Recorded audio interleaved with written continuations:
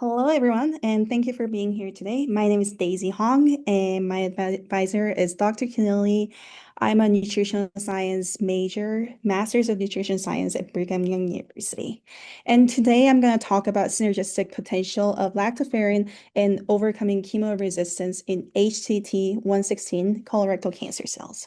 And then I'm going to talk about my timeline of the research and so on. So the reason why I chose this as the problem is colorectal cancer is one of the most leading causes of cancer-related deaths in both USA and globally. So that's why I decided to look more into HCT116 cells, which is colorectal cancer cell lines. And the standard of care for HCT116 cells is chemotherapies like oxaliplatin or 5-fluorouracil. But the drawbacks of these chemotherapy is that they're really, really expensive to get on the therapy, and they can be very toxic to patients where they often have to stop in between the chemotherapy to because of toxicity.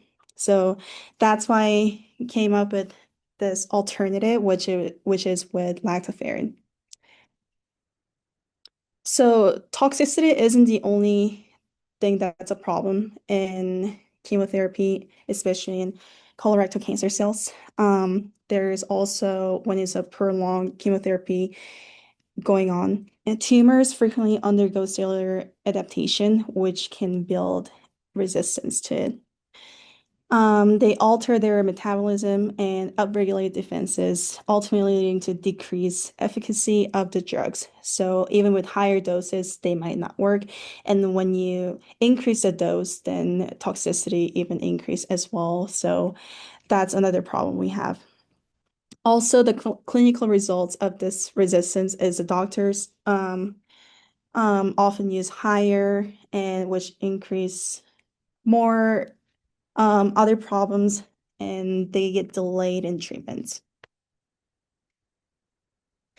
So I decided to see the effects of lactoferrin, and they actually have a lot of anti-cancer properties, and that's why I decided to combine lactoferrin and traditional chemotherapy together.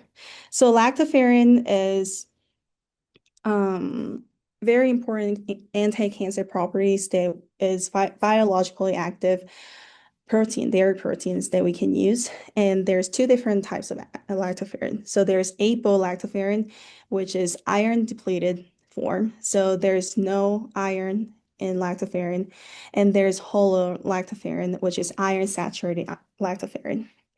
And some of the anti-cancer properties that can be found in the previous studies are iron starvation and oxidative stress that leads to cancer cells apoptosis and cell cycle arrest. And they also can be used for overcoming chemo-resistance with synergistic effects. Because of its relationship with iron, they possess massive anti-cancer properties. So we can combine traditional lactoferrin either with apo form or holo form and combine with 5-fluorouracil or oxaliplatin, and maybe we can find better way to treat cancers using lower doses. So the gap of knowledge that we have, so now we already know that bioactive dairy protein, lactoferrin possesses anti-cancer properties, but we don't really know how the synergistic mechanism of holo versus apo lactoferrin works. Also, we don't really know the exact quantification of synergism, so that's what I'm going to get into. So combining lactoferrin with, so my hypothesis is that combining lactoferrin with standard chemotherapies will increase their effects on HCT116 cells, leading to synergistic effects. And then we can lower the dose required to reach IC50 value. So IC50 value is to kill, it shows how much dose is needed to kill 50% of the cancer cells. So that's called IC50 values. So if you need lower dose to kill half of the cells, that means it's synergistic. And my another hypothesis is the APO form of lactoferrin will be more synergistic than holo lactoferrin because it's iron depleted, which means they can attack cancer cells by um, making the cancer cells iron starvation state. So APO form of lactoferrin, they're gonna make cancer cells more vulnerable. So then we maybe might not need to use as much dose as before.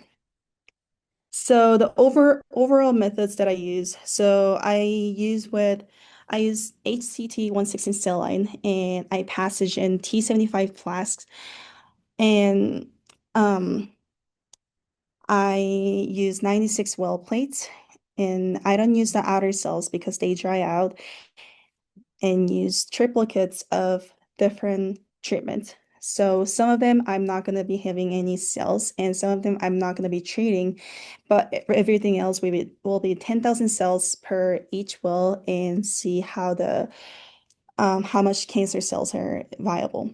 So I use Polymer Blue, which shows the cell viability and then reading the spectra ID3. So that's going to be showing how much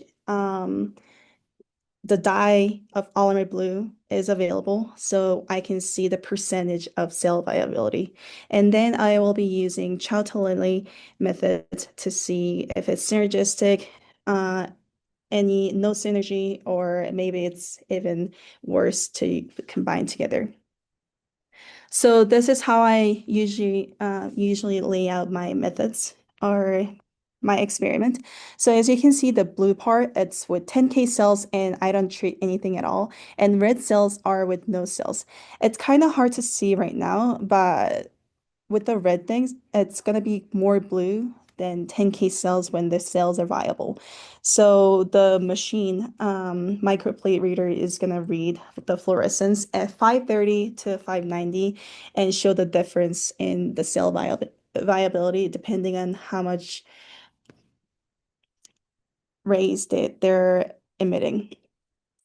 And I usually do triplicates of treatments, but this one, it just shows how much, what kind of treatments I do. This is just one of the examples. So I usually do 3 wells each, but this time I did 6 wells.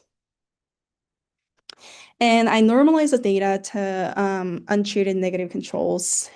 And so I've subtracted and then divided into 100% cells, which is 10,000 cells with no treatment, and then make the percentage of it. So as you can see, 200 lactoferrin is at 61% cell viability, and oxaliplatin at 10 microliter is at 63% cell viability.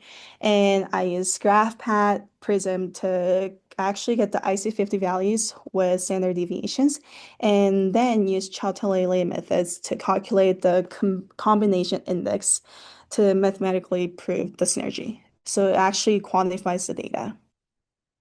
So some of the results that I got from my preliminary research is that lactoferrin, when combined with oxaliplatin, it actually shows IC50 value at lower dose. So as you can see, the control, just the control with no treatment, so just a media and 10,000 cells is 100% viability. And when I use 50 micromolar of oxaliplatin, it has 77% cell viability.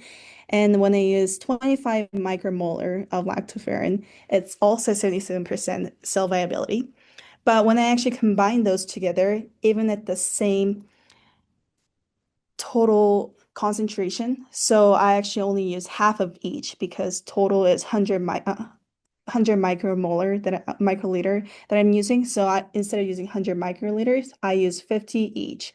So even at half the dose, I see way increased cell viability. So lower cell viability when combined together. So this shows that lactoferrin, when combined with different treatments, it shows synergistic effects. And this is what the results show when I run the machine, so it's pretty intuitive to see how many cells are viable, but actually quantifies the numbers. So then I normalize. So these are the percentages after I normalize it, and these are the preliminary research results. So I still have to look into that a little more. So current roadmap is preliminary research, and I'm pretty much done with that. And then after that, I'm going to be exposing HCT116 cells to chemotherapies to develop resistance to it. So I'm going to start with very lower dose of resistance and slowly develop resistance and see if I have to if I can still use lower dose of chemotherapy when combined lactoferrin to fight the resistance. And then phase 3 is going to be comparing APO versus holo lactoferrin. And phase 4 is finalize the chart-related synergy analysis and prepare the data for publication and my thesis defense.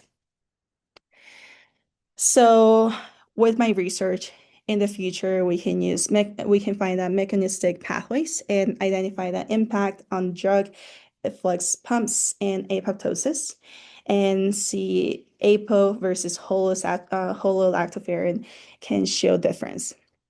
And since this is in vitro, we can also probably apply it to in vivo research based on the synergistic results. I'd like to thank Bill Berry for the fundings and Dr. Keneally for always helping me with my questions, and my committee, Dr. Keneally, Dr. Hancock, and Dr. Johnson, and BYU Nutritional Dietitian, Dietetics, and Food Science Department. And with that, I'll take questions.